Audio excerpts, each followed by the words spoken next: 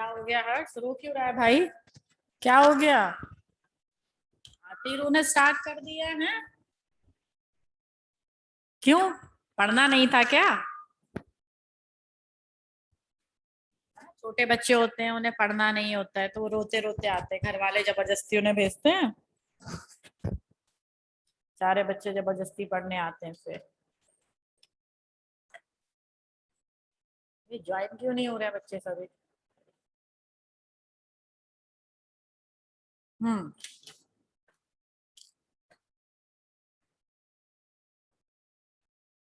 Very good evening बेटा, and जय हिंद। तो सभी आ गए? अच्छा, कुछ ज्वाइनिंग में चल रहे हैं। हम्म। तो आज आपको नया चैप्टर स्टार्ट कराना है, ऑर्गेनिक केमिस्ट्री का, और वो नया चैप्टर है, उसका नाम क्या है? Haloalkanes and haloarenes. ठीक है, यही पढ़ना है हमें। कौन सा चैप्टर है? Haloalkanes and hello arenes.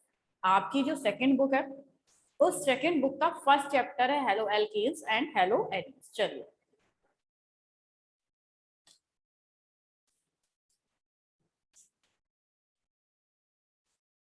तो पढ़ना स्टार्ट करें। चैप्टर है haloalkanes and haloarenes.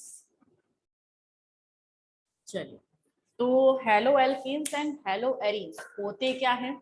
ठीक है, इनका मतलब क्या होता है, कितने मार्क्स का आता है? तो अभी तक बेटा ये जो चैप्टर है आपका 5 मार्क्स का आता था, है ना? तो इतना समझ के चलिएगा कि 5 to 6 मार्क्स अभी भी वेरी करेगा ये चैप्टर। ठीक है, तो ये कितने मार्क्स का आता है बोर्ड में? ये 5 to 6 मार्क्स में वेरी करता है। मीन्स 5 से 6 नंबर का यहाँ से आपको क्वेश्चन मिल जाएगा। ठीक है, आप समझिए पूरी तरीके से एक प्योर ऑर्गेनिक केमिस्ट्री का चैप्टर है। किसका है? प्योर ऑर्गेनिक केमिस्ट्री का चैप्टर है haloalkanes and haloarenes. बात समझे इतना? अब प्योर ऑर्गेनिक केमिस्ट्री का मतलब है कि यहाँ से आपसे क्या क्या पूछा जा सकता है, क्या नहीं पूछा जा सकता, सारी चीजें मैं आपको बताती जा रही हूँ। और ध्यान से लेके चलिएगा कि जो हमारे फर्स्ट टर्म की एग्जाम है, इसमें जो 2 चैप्टर ऑर्गेनिक केमिस्ट्री के आ रहे हैं, ठीक है, एक तो ये है, इसके अलावा एक और है। ठीक है, जो प्योर ऑर्गेनिक का है, जो हमने अभी बायोमोलिक्यूल किया है, बायोमोलिक्यूल भी वास्तव में ऑर्गेनिक केमिस्ट्री का ही चैप्टर है, लेकिन उसे हम प्योर ऑर्गेनिक नहीं मानते। वो थोड़ा सा बायोलॉजी टच लिए हुए चैप्टर था, बायोमोलिक्यूल। ठीक है, तो जो हमारा ये कौन सा है, haloalkanes and haloarenes, या फिर ऑर्गेनिक में जो चीजें बिल्कुल आनी ही आनी है, ठीक है, उनको जरा आप समझ लीजिए। ठीक है, तो मैं यहाँ पर लिखे दे रही हूँ, आप स्क्रीनशॉट लेके जरूर रखना उनका, कि इसमें से कौन सी चीजें आपको पूछी ही पूछी जानी है, तो आप हमेशा उन्हें याद रखें। तो फर्स्ट है, एक तो आपको याद रखना है, मीन्स समझना है। आईयूपीएसी नेम तो आप याद नहीं रख सकते ना, अच्छे से समझिएगा।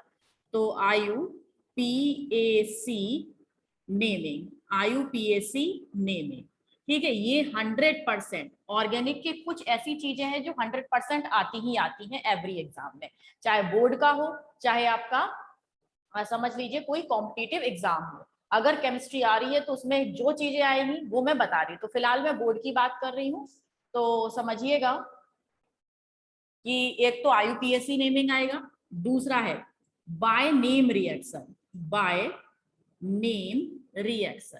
ठीक है, बार बार मैं नहीं बताऊंगी कि बेटा ये आएगा, ये बाय नेम रिएक्शन है, अपने आप समझ जाइएगा। जहां पर बाय नेम रिएक्शन आ जाए मींस वो इंपॉर्टेंट है, वो आपको याद करनी है। क्या होती है अभी बता दूंगी, बाय नेम रिएक्शंस क्या होती हैं। ठीक है, चलिए आइए। ठीक है, हाँ, इसमें से कुछ कटा है, जो रिमूव हुआ है वो भी बता दूंगी, सब कुछ बताऊंगी। अभी चैप्टर शुरुआती कर रही हूँ, तो ये मैं स्पेशली ऑर्गेनिक, पूरी ऑर्गेनिक की बात किए दे रही हूँ कि पूरी ऑर्गेनिक केमिस्ट्री में एक तो आईयूपीएसी नेमिंग आपको बहुत अच्छे से आनी चाहिए, दूसरा पूरी ऑर्गेनिक में जितने भी बाय नेम रिएक्शन है वो आपको बहुत अच्छे से आने चाहिए। ठीक है, तीसरी बात जो इसमें आपको बहुत अच्छे से आना चाहिए वो है केमिकल टेस्ट। ठीक है, कौन से?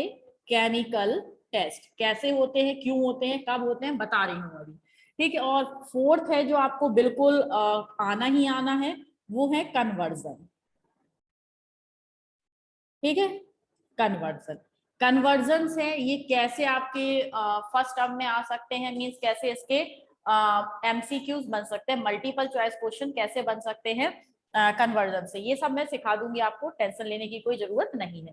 तो ऑर्गेनिक पढ़ते समय इन 4 चीजों का आपको ध्यान रखना है, ठीक है। ये 4 चीजें आपको बहुत अच्छे से आनी चाहिए। IUPAC नेमिंग आप जानते हैं, ठीक है, कोई भी कैसे आएगा वो समझ लीजिए। यहाँ पर जैसे कि आपका दे रखा है सिंपल CH3CH2Cl, कुछ ऐसा दे रखा है, इसका IUPAC नेम आपको बताना है। ये तो मैंने एक बहुत छोटी सी बात आपको बता दी है, लेकिन इसका IUPAC नेम क्या होगा, या फिर आपका कॉमन नेम दे दिया कि इथाइलिन, इथाइलिन है, इथाइलिन का, या फिर एसिटिलीन, ठीक है, किसका, एसिटिलीन, एसिटिलीन का IUPAC नेम क्या होगा, या फिर कुछ स्ट्रक्चर इस टाइप से बना हुआ आ गया, यहाँ पर कुछ इस टाइप का स्ट्रक्चर है, इसका IUPAC नेम क्या होगा। तो IUPAC नेम आपको 4 ऑप्शन दे रखे होंगे, आप ऑप्शन में सही टिक तभी कर सकते हैं जबकि आपको IUPAC नेमिंग बहुत अच्छे से आती हो, ठीक है।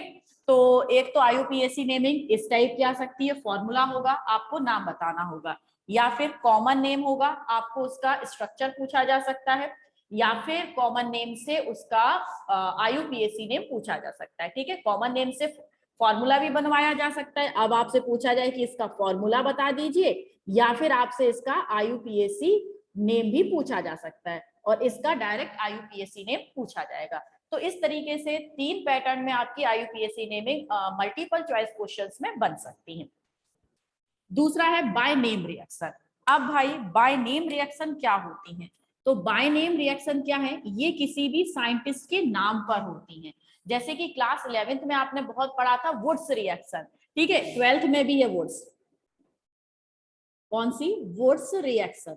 तो किसी भी साइंटिस्ट के नाम पर हो, जैसे कि आपका रायमंड टीमन रिएक्शन है ना, और कोलबे रिएक्शन, तो जो भी है आपकी कोलबे है, ठीक है, एक्सेट्रा में डाल देती हूँ। तो जितनी भी साइंटिस्ट के नाम पर आ जाए, जैसे फ्रैंकलिन रिएक्शन है, स्वार्ट रिएक्शन है, सैंडमेयर रिएक्शन है, ये सब क्लास 12th की है, ठीक है। स्वार्ट है, सैंडमेयर है, फ्रैंकलिन है, ठीक है, कपलिंग रिएक्शन है, ये सारी क्लास 12th की हैं। जहां पर भी किसी साइंटिस्ट का नाम से रिएक्शन स्टार्ट हो, मतलब वो आपके लिए मोस्ट मोस्ट मोस्ट इंपॉर्टेंट है। एक छोटी सी आपको बात बता दें, मैंने कुछ काउंटिंग की हुई है कि कितनी हमारी पूरी केमिस्ट्री में बाय नेम रिएक्शन है। तो 12th क्लास की केमिस्ट्री में 29 बाय नेम रिएक्शन है, और फर्स्ट टर्म में करीब आपकी 14, ठीक है, फर्स्ट टर्म में आपकी करीब 14 बाय नेम रिएक्शन है। तो उन 14 14 14 14, ठीक है, तो उन 14 बाय नेम रिएक्शंस विद उनकी जो एग्जांपल्स है, इनको आपको बहुत अच्छे से याद करना पड़ेगा, ठीक है। दूसरा है केमिकल टेस्ट। देखिए केमिकल टेस्ट ये आप भली तरीके से जानते हैं, केमिकल टेस्ट मैं आपको करवा चुकी हूं, जैसे कि आपको मैंने फेलिंग सॉल्यूशन टेस्ट करवाया था, ठीक है, और एक सिल्वर मिरर वाला भी करवाया था, टॉलेंस रिएजेंट वाला सिल्वर मिरर। तो ये दोनों किसके लिए क्या शो कर रहे थे, ये रिड्यूसिंग शुगर शो कर रहे थे।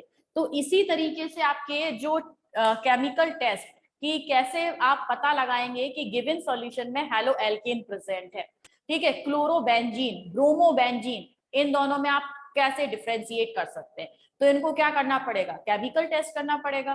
तो केमिकल टेस्ट कुछ स्पेसिफिक कलर देता है, या स्पेसिफिक स्मेल देता है, या स्पेसिफिक कंपाउंड बनाता है। ध्यान रखना, जब भी किसी केमिकल टेस्ट, भाई आप कैसे पहचानेंगे, केमिकल टेस्ट में हम 2 अलग अलग केमिकल स्पीसीज को क्या करते हैं, अलग अलग पहचानते हैं। बात समझ रहे हो ना।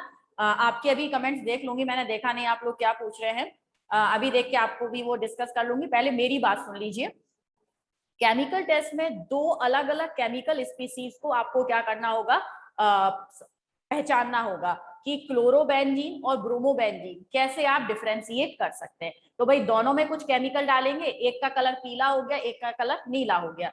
तो ये केमिकल टेस्ट